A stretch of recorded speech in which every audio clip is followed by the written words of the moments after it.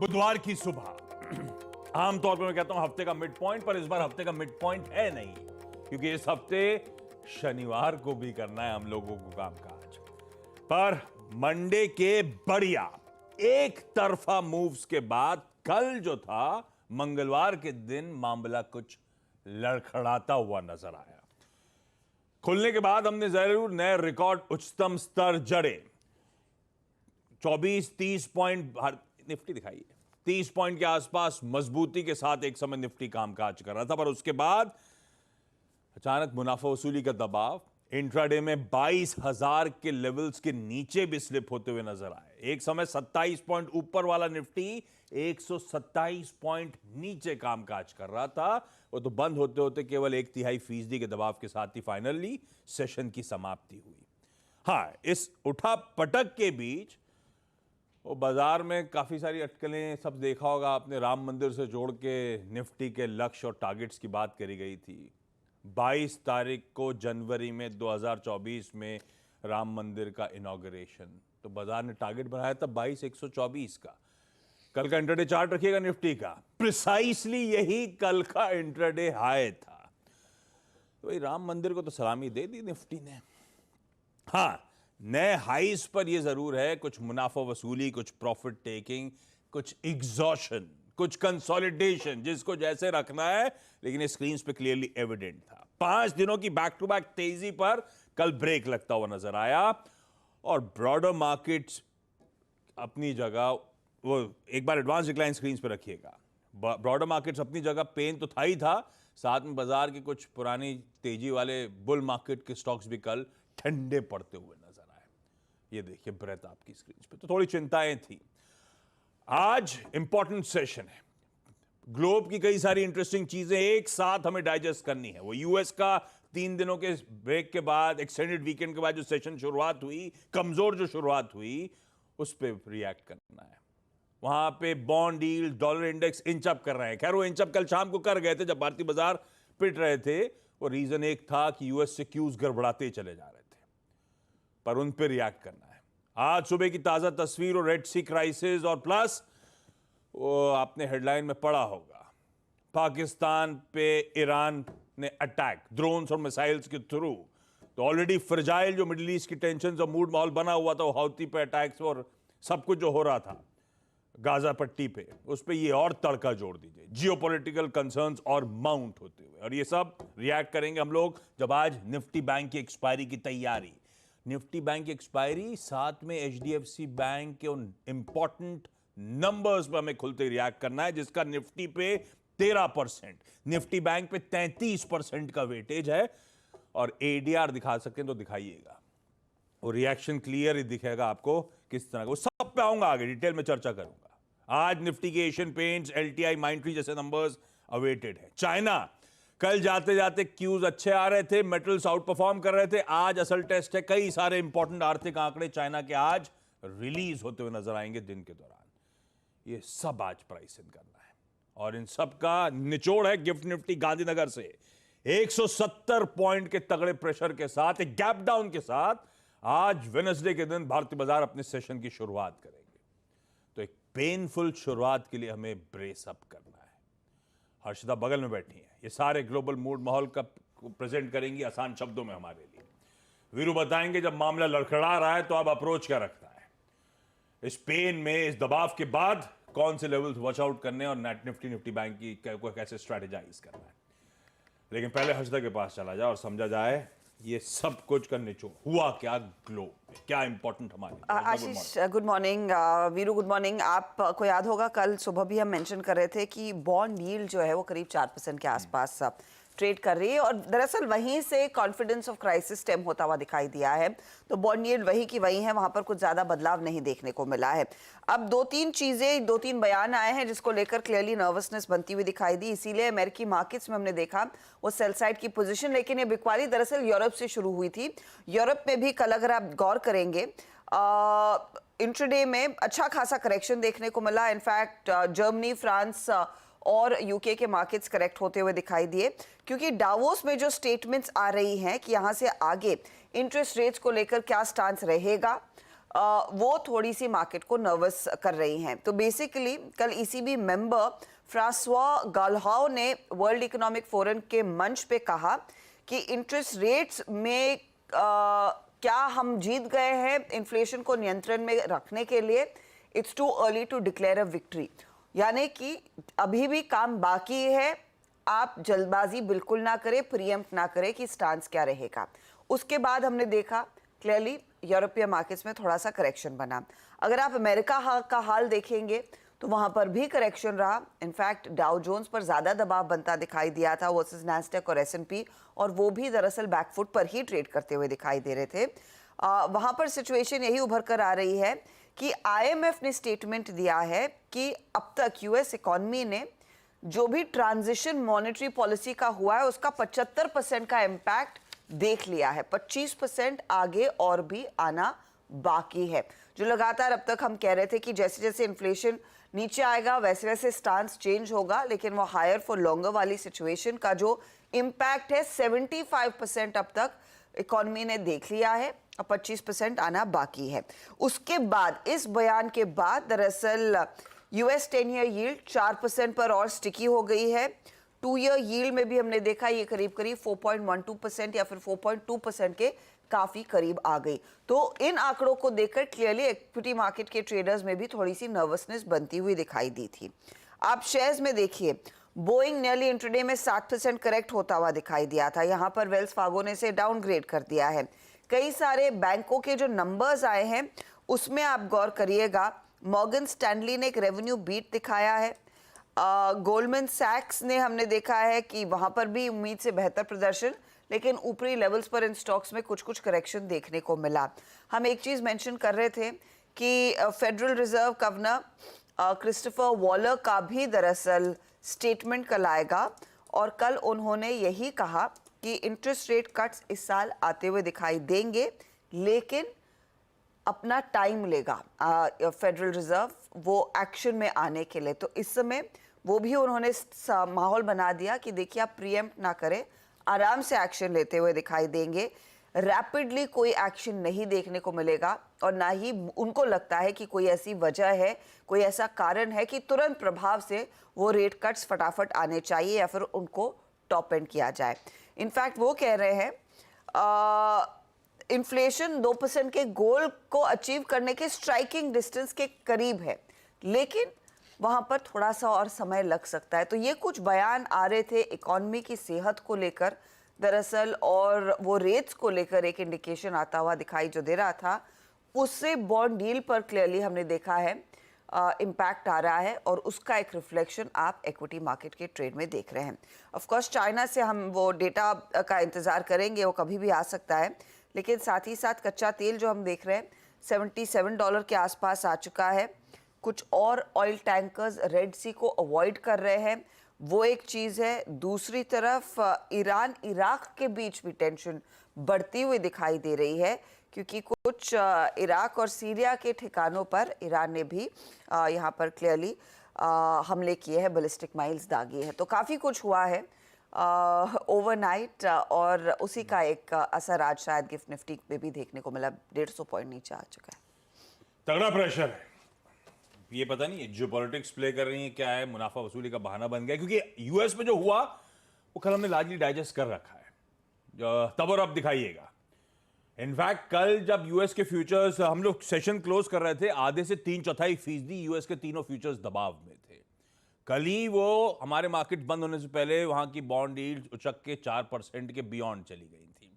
सब कुछ largely digested. वो देखिए नैस्डैक तो जहां छोड़ा था उसके ऊपर ही अब डाइजेस्ट करना है, एस&पी के साथ भी वही कहानी है।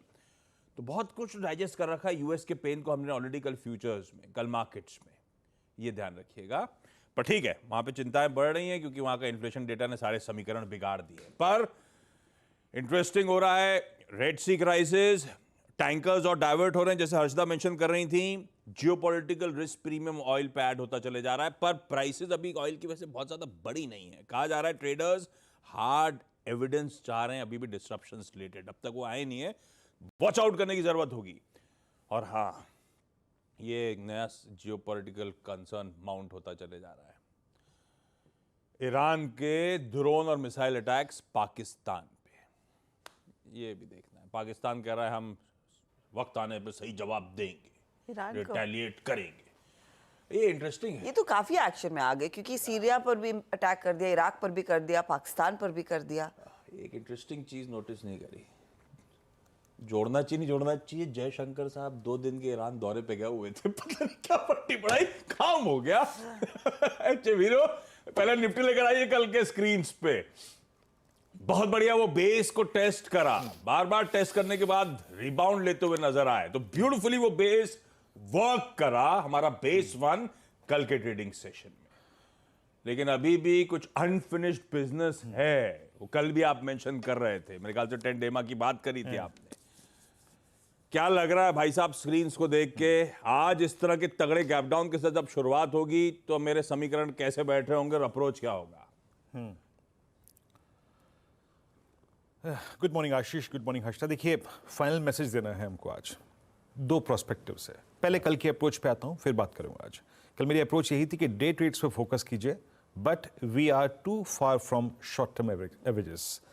उनका टेस्ट होना लाजमी है। अब आज हम खुलते ही साथ दोनों ही इंडिसेस पे उन एवरेजेस को टेस्ट करेंगे, बट अप्रोच ये थी कल हम डिप्स को बाय करेंगे। पहला डिप था 22020 22,020 और दूसरा था 929679, एग्जैक्टली वही लो था। मैं आज भी आशीष डे ट्रेड्स पे ही फोकस करूंगा, बट एक ट्रेजेक्ट्री अगर वॉलेट हो गई तो शॉर्ट भी कैरी करूंगा। वो क्या है समझते हैं। देखिए, पहली बात तो यह है कि हमें ज़्यादा क्लियर मैसेज देना है आज निफ्टी बैंक में, क्योंकि HDFC बैंक को आज अपना क्लियर मैसेज देना है। इंस्टीट्यूशंस क्या अप्रोच रखेंगे इस नंबर के बाद, वो भी देखना है। तो बड़ा क्रिटिकल निफ्टी बैंक रहेगा। दूसरा पर्सपेक्टिव यह है कि आशीष 10 जनवरी को एग्जैक्टली ऐसा ही डिप मिला था, बट एक्सपायरी डे ने पुल बैक जनरेट कर दिया था, तो प्लीज़ उसको माइंड में रखिएगा। पहले इंस्टीट्यूशनल फिगर्स देखते हैं, जो कि इतनी इंपॉर्टेंट इस लिहाज से नहीं है क्योंकि ऑलरेडी डैमेज स्क्रीन पे है, अब उसे हमें प्ले करना है। फिर भी 656 करोड़ रुपए की एफआईएस की बैंक, 370 करोड़ रुपए की DIC selling, index futures FIS ने लगभग 134 करोड़ रुपए का बेचा, 1100 कॉन्ट्रैक्ट लॉन्ग ट्रिम कर लिए, 1166 करोड़ रुपए का स्टॉक फ्यूचर बेचा और लॉन्ग कॉन्ट्रैक्ट कम कर लिए करीब 12,000। और एक और चीज़ काफ़ी गलत थी कल के स्ट्रक्चर में, वो था पुट शॉर्ट का कम होना आशीष।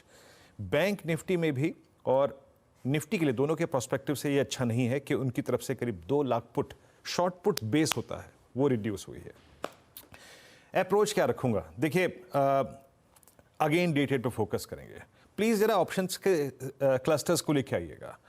कल आशीष सबसे स्ट्रॉन्ग कॉल राइटिंग कहां पे हुई है आपकी स्क्रीन पे, इस बात के बावजूद कि यूएस फ्यूचर्स नीचे हैं, हमें HDFC की अर्निंग्स को देखना है। सबसे बड़ी कॉल राइटिंग जो हुई थी वो थी 22,100 की स्ट्राइक पे, 22,000 पे फिर भी नहीं थी, 22,200 पे, 22,300 पे और नीचे 22,000 पे। उसके बाद 21,800 और 21,900 पे सबसे स्ट्रॉन्ग पुट राइटिंग थी। बाजार इस गैप डाउन के लिए प्रिपेयर नहीं था। अब पिरामिड्स आपकी स्क्रीन पे आएंगे। आपको क्लस्टर जो मिल रहा है आशीष वो है 21,850 और 22,020 के क्लस्टर का मिल रहा है आज ट्रेड करने के लिए। वो ऑप्शंस आपको पिरामिड्स क्लियरली रिफ्लेक्ट करेंगे कि हमारे पास लगभग 150 पॉइंट की ट्रेजेक्ट्री है आज। मेरा व्यू क्या रहेगा? देखिए, बेस 1 स्क्रीन पे लेके आइएगा और बेस 1 आपके स्क्रीन पे आएगा, वो है option base plus 10 day exponential moving average. It's 21852 21780। आशीष, अगर ये trajectory Nifty post gap down hold कर रहा है तो मैं एक बाय ट्रेड लूंगा। वो बाय ट्रेड इस एक्सपेक्टेशन में कि we will get a pull back towards कहां पे 21,950 22,020, यहां तक के पुल बैक के लिए ट्रेड लूंगा। और याद रखिएगा, पुल बैक के बाद अगर RS1 नहीं बाइसेक्ट हो रहा है तो फिर शॉर्ट लेंगे एक बार। लेकिन मेरे को जो ट्रेजेक्ट्री नजर आ रही है आज वो है 22,020 और नीचे की तरफ करीब करीब 21,850 और 21,790। मैं इस ट्रेड चैनल को ट्रेड करूंगा, पूरी कमेंट्री मेंशन्ड है, बट शॉर्ट में तब कैरी करूंगा अगर हम एक क्लोज दे दें 21,780 या 752 के नीचे। तब आप ये मान के चलिए कि वहां बैंक निफ्टी ने 20 डेमा को डिसाइसिवली तोड़ दिया है, हमने 10 डेमा को डिसाइसिवली तोड़ दिया है। नाउ निफ्टी बैंक, पहले तो HDFC बैंक पे एक मार्क कर लेते हैं कि क्या लेवल इंपॉर्टेंट है। आशीष 1640 एंड 1627, अगर post gap down HDFC bank इसके नीचे क्रैक हो जाए, दैट मीन्स ये 1590 के लिए प्रिपेयर कर रहा है। बट एज ए ट्रेडर अगर 1640 1627 वॉलेट नहीं हो रहा है तो pull back towards again 1670 80 possible होगा। बैंक निफ्टी पर आए क्या है? बैंक निफ्टी पर याद रखिएगा, जो प्लेसमेंट है वो ये कहती है कि 48,500 पे, 300 पे, 200 पे स्ट्रॉन्ग कॉल राइटर्स हैं, लेकिन 47,500 पे, 47,200 पे स्ट्रॉन्ग पुट राइटर्स भी खड़े हैं। मेरी अप्रोच क्या रहेगी? बेस 1 स्क्रीन पे लेके आइएगा। याद रखिएगा, ये ओपनिंग हमको करीब करीब 47,655 और 47,509 की ट्रेजेक्ट्री देगी मेरे ख्याल से, मेरे मुताबिक। ये है option base plus 20 day exponential moving average. ये होल्ड किया और वहां पे 1640 अगर HDFC बैंक होल्ड कर ले तो pull back towards RS1, that's 47,810 and 48,020। A pull back towards this cluster is possible. अगर नहीं टिकेगा क्लस्टर, फिर शॉर्ट लेंगे। जैसा कि मैंने पिक्चर ड्रॉ करी निफ्टी के लिए, अगर 21,780 750 के नीचे क्लोज हो रहा है तो बहुत खराब हो जाएगा स्ट्रक्चर। वहीं अगर बैंक निफ्टी आशीष किसी भी सर्कमस्टेंसेस में 47,509 के नीचे आज एक क्लोजिंग दे दे तो ये स्ट्रक्चर काफी खराब हो जाएगा, और उस सर्कमस्टेंसेस में 46,950 के लिए ये अपने आप को प्रिपेयर करेगा। आशीष, HDFC बैंक 1640 1627 सबसे इंपॉर्टेंट क्लस्टर उसके लिए आज। आशीष, क्लोजली वॉच आउट करने की जरूरत। खैर, एडियाज हाईलाइट कर रहे हैं बाजार कैसे लेगा उन नंबर्स को। HDFC बैंक का एडीआर 6-7% दबाव, हालांकि पता नहीं लोअर लेवल्स पे शायद एक्यूमुलेशन आए, क्योंकि बाजार को पता था कि अगले 2 quarters merger related pains numbers में आएंगे। वही हो रहा है, इससे ज्यादा कुछ नहीं। तो फिर भी पेन तो है ही है। देखते हैं आज रिएक्ट कैसे करता है दिन के दौरान। वीरू जो क्रूशियल लेवल्स कह रहे हैं उनको वॉच आउट करने की जरूरत। विप्रो ने बहुत मस्ती करी थी अपने नेगेटिव ग्रोथ पे, उसका एडीआर अच्छा, हालांकि बहुत वॉल्यूम्स होते हैं लेकिन एडीआर तगड़ा पिट रहा है। HDFC बैंक का रब ऑफ किसी ICICI बैंक पे नजर आ रहा है। ये सब खामियाजा है जो गिफ्ट निफ्टी दिखा रहा है, ना सिर्फ ग्लोब है, हमारी अपनी दिक्कतें भी काफी ज्यादा है आज के लिए। एक्सपायरी के दिन निफ्टी बैंक की हर्षदा नंबर्स कैसे रहे HDFC बैंक के और बाकी इंपॉर्टेंट स्टॉक्स नहीं? आशीष, देखिए प्रॉफिटेबिलिटी के फ्रंट पर करीब 2-2.5% तक की ग्रोथ देखने को मिली है। उम्मीद से बेहतर है वो आंकड़ा 16,372 करोड़ पर आया है। ब्याज से आय के आंकड़ा जो आया है वो 28,471 करोड़। आप गौर करेंगे तो 4% तक का इजाफा जरूर देखने को मिला HDFC बैंक के केस में, लेकिन 29,080 करोड़ का अनुमान था। ग्रॉस एनपीए 1.26% पर है, नेट एनपीए 0.31% पर है। लेकिन जो कुछ रिपोर्ट्स कल शाम को हल्की हल्की आ रही थी, उसमें सबने कहा है कि आप सीडी रेशियो देखिए 110% पर आ गया है। इनका LCR रेशियो देखिए, ये भी करीब 100% के ऊपर आता हुआ दिखाई दे रहा है। और इससे संकेत यही लेना है कि इन लेवल्स पर ये जो सीडी रेशियो और LCR आ चुका है, ये नेट इंटरेस्ट मार्जिन में एक्सपेंशन थोड़ा सा लिमिट करेगा अगले 2 से 3 क्वार्टर्स में। और इस क्वार्टर में भी आप देखिएगा तो NIM आया है करीब करीब 3.6% पर, जो रफली फ्लैट है क्वार्टर ऑन क्वार्टर आधार पर। तो ये सीडी रेशियो और LCR रेशियो को लेकर ही दिक्कत है कि कंपनी शायद या फिर बैंक शायद अपने मार्जिन्स को आगे एक्सपैंड नहीं कर पाएगा जितना शायद आप देखना चाहेंगे। उस लिहाज से अगर आप देखिएगा, स्लिपेजेस आए हैं 7,000 करोड़ पर, जहां पर एनालिस्ट एक्सपेक्ट करे थे 6,300 से 6,500 करोड़ के बीच आएंगे। तो वहां पर भी थोड़ी सी चीजें हैं। कॉन कॉल में ऑफ कोर्स उन्होंने कहा है कि क्रेडिट क्वालिटी स्टेबल है, इंप्रूव हो रही है, इनकी बुक ज्यादा बेहतर परफॉर्म कर रही है। Mid market, commercial segment, rural segment में पिकअप देखने को मिल रहा है, वहां से क्रेडिट ग्रोथ देखने को मिल रही है। ये HDFC बैंक की बात हो रही है अब तक का, ध्यान रहे। तो ये कुछ चीजें हैं जिस पर आपकी नजरें होनी चाहिए। अब आते हैं LTTS पर। तो मुनाफा आया 6.5% के आसपास, इन लाइन आप कह सकते हैं 336 करोड़ पर। मार्जिन 17.2% पर आए हैं, ये भी इन लाइन है। डॉलर रेवेन्यू 290 मिलियन डॉलर के आसपास है, और ये भी इन लाइन है। तो आप कह सकते हैं यहाँ पर इन लाइन परफॉर्मेंस और गाइडेंस इन्होंने मेंटेन किया है। Constant currency revenue growth 17.5 to 18.5% के बीच की। ICICI लोम्बार्ड में मुनाफा 22% बढ़कर आया। ग्रॉस प्रीमियम में 13% का इजाफा देखने को मिला है। कंबाइंड रेशो 103% के आसपास है। इसके अलावा आप अदानी एनर्जी सॉल्यूशंस को भी रेडार पर रखेंगे। इन्होंने जो अपडेट दिया है 3rd क्वार्टर का, उसमें उन्होंने कहा है कि करीब 2 million smart meter contracts 2,300 crore के 3rd क्वार्टर में इन्होंने रिसीव किए हैं। इन्होंने मेंटेन किया है सिस्टम अवेलेबिलिटी 99.67% पर, वो एक अच्छा संकेत है। गोदरेज प्रॉपर्टी ने एक लैंड एक्विजिशन का अनाउंसमेंट किया आपके बैंगलोर के यशवंतपुर इलाके में, और पीएनसी इंफ्रा भी दरअसल कुछ ऑर्डर्स बैक करता हुआ दिखाई दे रहा है। ये कुछ स्टॉक्स है जिन पर आज नजरें रहेंगी। क्विकली छोटा सा ब्रेक के उस पर जब लौटेंगे तो आज का events calendar plus commodity strategies.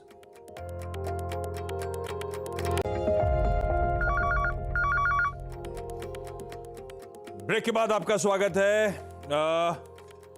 आज की कमोडिटी स्ट्रैटेजीज की शुरुआत करता हूं। केडिया कमोडिटीज की तरफ से आज के पिक्स हैं। अजय केडिया का मानना है सोने में फरवरी वायदा में सेल इनिशिएट करें 62,580 के स्टॉप के साथ, और कच्चे तेल के जनवरी वायदा में खरीदारी करने के मौके ढूंढे जा सकते हैं 5870 के एसएल में लगा के। बाकी के लेवल स्क्रीन पे नोट डाउन करिए।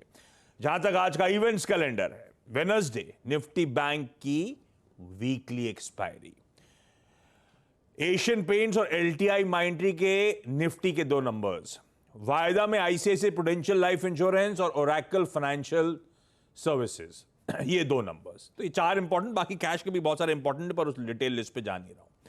बहुत सारी बोर्ड मीट्स हैं, कुछ प्रोमिनेंट नाम बताता हूं। मास फाइनेंशियल्स आज बोनस इशू कंसिडर करेगा। नजारा प्रेफरेंशियल इशू ऑफ शेयर्स पे विचार करेगा। आरपीएसजी वेंचर्स प्रेफरेंशियल ये फंड रेजिंग है बाय 1 और मोर इंस्ट्रूमेंट्स, और बहुत सारी बाकी छोड़ता हूं। ये कुछ प्रोमिनेंट है, बाकी टिकर टीम चलाती रहेगी और सोशल मीडिया पे अपडेट कर दूंगा। धामपुर शुगर मिल्स का buyback of shares related ex date. मैंने शुरुआत में कहा था चाइना के इंपॉर्टेंट आर्थिक आंकड़े, house prices, industrial production, retail sales, unemployment rate, उनका जीडीपी, ये सब आंकड़े आ जाने हैं। यूके और यूरोजोन के सीपीआई नंबर्स, इन्फ्लेशन के नंबर्स, यूएस का शाम को retail sales, industrial production, red book वगैरह आएगा, और आज ओपेक की मंथली ऑयल रिपोर्ट भी आएगी। इसी कड़ी में आगे फेड के वाइस चेयर बार और एफओएमसी मेंबर बोमन दोनों की स्पीचेस आज शाम को लाइंड अप है। टाटा पंच की ईवी आज लॉन्च होने जा रही है। मेरे ख्याल से सुबह 11:30 बजे वो लॉन्च सेरेमनी है। पीएम मोदी आंध्र प्रदेश में थे कल, आज केरला में होंगे। कई सारे मेगा इंफ्रास्ट्रक्चर प्रोजेक्ट्स, खास तौर पे उनका इनॉग्रेशन होना है। कॉमर्स और इंडस्ट्री मिनिस्टर पीयूष गोयल आज स्टार्टअप्स के हेड्स के साथ मुलाकात करने जा रहे हैं।